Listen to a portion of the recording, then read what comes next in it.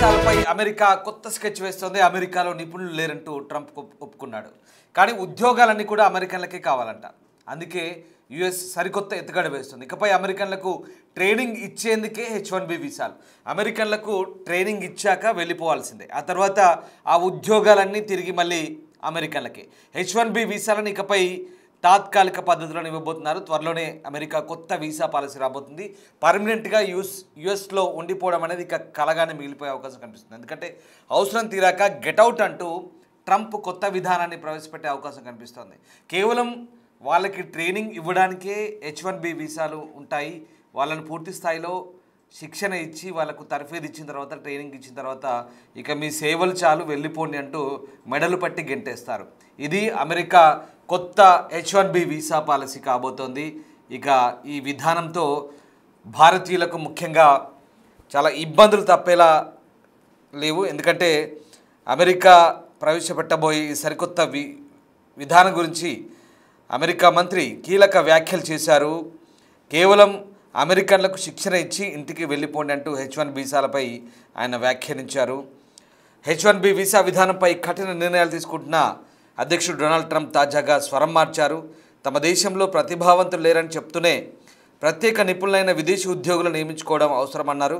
దీనిపై అమెరికా ఆర్థిక మంత్రి స్కాట్ బెసెంట్ కీలక వ్యాఖ్యలు చేశారు. అమెరికన్లకు శిక్షణ ఇచ్చేందుకే H1B ఉద్యోగులు అన్నారు. శిక్షణ ఇచ్చిన తర్వాత తిరిగి వాళ్ళ స్వదేశాలకు వెళ్ళిపోవాలంటూ అన్నారు. ఇదే వీసా విషయంలో ట్రంప్ కొత్త విధానం అంటూ వెల్లడించారు.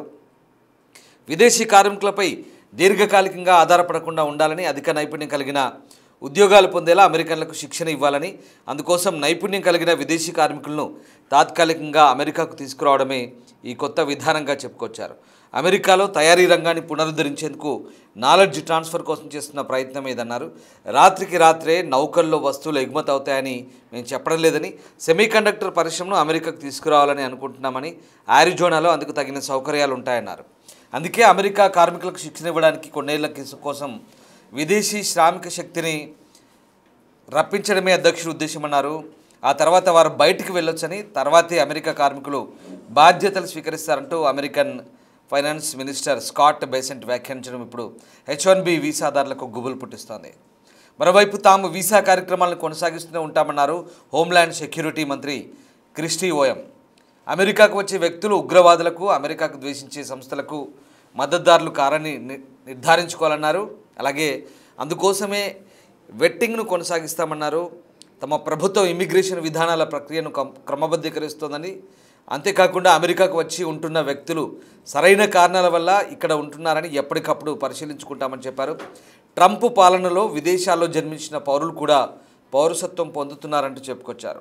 సో మొత్తం మీద అమెరికాలో తమ శ్రామిక శక్తిలో కీలక స్థానాలను భర్తీ చేయడానికి ప్రత్యేక నిపుణులైన విదేశీ ఉద్యోగులను నియమించుకోవడం అవసరమంటూ ట్రంప్ అన్నారు. అయితే తమ వద్ద అనుకున్న స్థాయిలో ప్రతిభావంతులు లేరంటూ అంగీకరించారు. అయితే అమెరికాకు చెందిన ఉద్యోగులు బయట నుంచి వచ్చేవారి దగ్గర ఈ నైపుణ్యం నేర్చుకోవాలన్నారు. సరైన శిక్షణ లేకుండా తయారీ, రక్షణ రంగాల్లోని ముఖ్యమైన స్థానాల్లో నిరుద్యోగ అమెరికన్లను నియమించుకోలేమంటూ ట్రంప్ ఒప్పుకున్నారు. సో H1B వీసా కార్యక్రమాన్ని అమెరికాలో కొరత ఉన్న రంగాల్లో ఉన్నత విద్యావంతులు, నిపుణులైన విదేశీ నిపుణులను నియమించుకోవడానికి 1990లో తీసుకొచ్చారు. ఈ విధానంతో ట్రంప్ అధికారంలోకి వచ్చిన తర్వాత H1B వీసా విధానంపై కఠిన నిర్ణయాలు తీసుకుంటున్నారు. H1B వీసా రుసుమును ఏకంగా 88 లక్షలకు పెంచారు, అంటే $1,00,000. ఇక ట్రంప్ సర్కార్ ఆ తర్వాత కొత్త H1B వీసా దరఖాస్తులకు మాత్రమే ఈ $1,00,000 ఉంటుందంటూ వైట్ హౌస్ క్లారిటీ ఇచ్చింది. ఇప్పటికే ఉన్న వీసా హోల్డర్లకు లేదా మళ్ళీ రెన్యువల్ చేసుకునే వాళ్ళకి ఈ ఫీజు పెంపు ఉండదని చెప్తున్నారు. ప్రస్తుతం H1B వీసాలు ఉన్నవారు భారత్ లేదా విదేశాలను సందర్శించేవారు అమెరికాకు ఆందోళనతో తిరిగి రావాల్సిన పని లేదంటూ క్లారిటీ ఇచ్చారు. కానీ ఏదేమైనా ట్రంప్ చెప్తున్న విధానాలు చాలా దారుణంగా అనిపిస్తున్నాయి. ఎందుకంటే H1B వీసా హోల్డర్స్ ఎవరైతే ఉన్నారో వాళ్ళందరినీ కూడా కేవలం అమెరికా పౌరులకు లేదా అమెరికా నిరుద్యోగ యువతకు ట్రైనింగ్ ఇచ్చేందుకే ఇక్కడ నుంచి H1B వీసా హోల్డర్స్ ఎవరైతే ఉంటారో వాళ్ళకి ఆ వీసాల ప్రకారం తీసుకుంటారు. అది కూడా $1,00,000 ఫీజు, అంటే మన కరెన్సీలో 88 లక్షలు పెట్టి మనం ఆ వీసా తీసుకొని అక్కడికి వెళ్ళి ఉద్యోగాలు చేసి మనం ఉద్యోగం చేస్తూ వాడికి నేర్పించి వాడు నేర్చుకున్నాక మన మెడల్ బట్టి గెంటేస్తే మనం ఇంటికి రావాలి. ఇది అమెరికా డ్రీమ్. ఇక నుంచి ఇదే అమెరికా కళ, ఇక నుంచి పర్మనెంట్లో యుఎస్లో ఉండిపోవడం కళ్ళ. అయినా ఎందుకు అమెరికాకి వెళ్ళాలి ఉద్యోగాలు చేయడానికి? భారతీయులు ఒకసారి ఆలోచించుకోవాలి. Why America? ప్రత్యామ్నాయ మార్గాలు ఉన్నాయి. ఆస్ట్రేలియా ఉంది, యూరోప్ కంట్రీస్ ఉన్నాయి. మనకు అంటే డబ్బు ఎక్కువ కావాలనుకుంటే లేదా ఇతరత్ర దేశాలు ఉన్నాయి.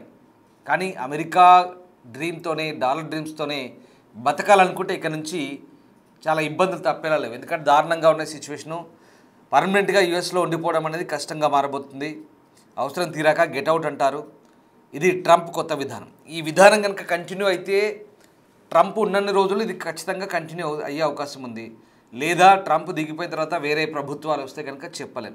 ఇప్పుడైతే అమెరికాకు వెళ్ళడం అనేది ఒక రకంగా చాలామంది ఆలోచించుకోవాల్సిన అంశం. అమెరికాకు వెళ్ళాలనుకునేది ఒక రాంగ్ చాయిస్గానే అనిపిస్తోంది. ఇది నా వ్యక్తిగత అభిప్రాయం కాదు, ఇది ఓవరాల్గా కొంతమంది ఎక్స్పర్ట్స్ చెప్తున్న అంశం ఇది. సో అమెరికాలో వీసా విధానం అనేది, ఇమిగ్రేషన్ పాలసీ అనేది చాలా కఠినంగా తీసుకొస్తున్నారు. అమెరికన్ ఆర్థిక మంత్రి స్కాట్ బేసెంట్ చేసిన వ్యాఖ్యలు ఇందుకు మనకు ఉదాహరణగా కనిపిస్తున్నాయి. అమెరికాలో నిపుణులు లేరని ఒప్పుకుంటున్నారు. అన్ని రంగాల్లో నిపుణులు లేరు, మనకు విదేశీ నిపుణులు అవసరమే. కానీ వాళ్ళు మనకు ట్రైనింగ్ ఇవ్వాలి, మన అమెరికన్లకు నేర్పించాలి, పని నేర్పించి మళ్ళీ వాళ్ళ దేశాలకు, వాళ్ళ ఇళ్ళకు వాళ్ళు వెళ్ళిపోవాలి. ఇది అమెరికా పాలసీ. సో ఈ రకంగా అమెరికన్ వీసా విధానం ప్రస్తుతం కఠినతరం కాబోతోంది. ఇక్కడ నుంచి భారతీయులకు కలగానే మిగిలిపోయే అవకాశం కనిపిస్తుంది.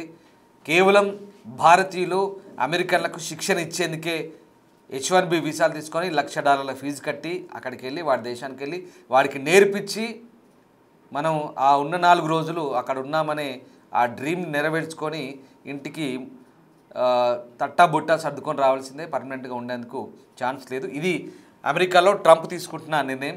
ఇది ట్రంప్ అధికారంలో ఉన్న రోజులు ఉంటుందా? ట్రంప్ వెళ్ళిన తర్వాత మారే ప్రభుత్వాల విధానాలు, ఆ ఇమిగ్రేషన్ పాలసీస్, విదేశీ విధానాలు లేదా ఇవన్నీ కూడా ఏ రకంగా ఉండబోతున్నాయి అనేది మాత్రం తర్వాత చూడాలి. కానీ ఇప్పుడు మాత్రం ట్రంప్ తీసుకుంటున్న విధానంలో చాలా కఠినమైన నిర్ణయాలు అమలు చేస్తున్నారు ఇమిగ్రేషన్ పాలసీకి సంబంధించి. ఇది అమెరికన్ ఆర్థిక మంత్రి వెల్లడించిన తాజా విషయం. దీంతో అమెరికా వెళ్ళాలనుకునే వాళ్ళు మరొకసారి ఆలోచించుకోవాల్సిందే.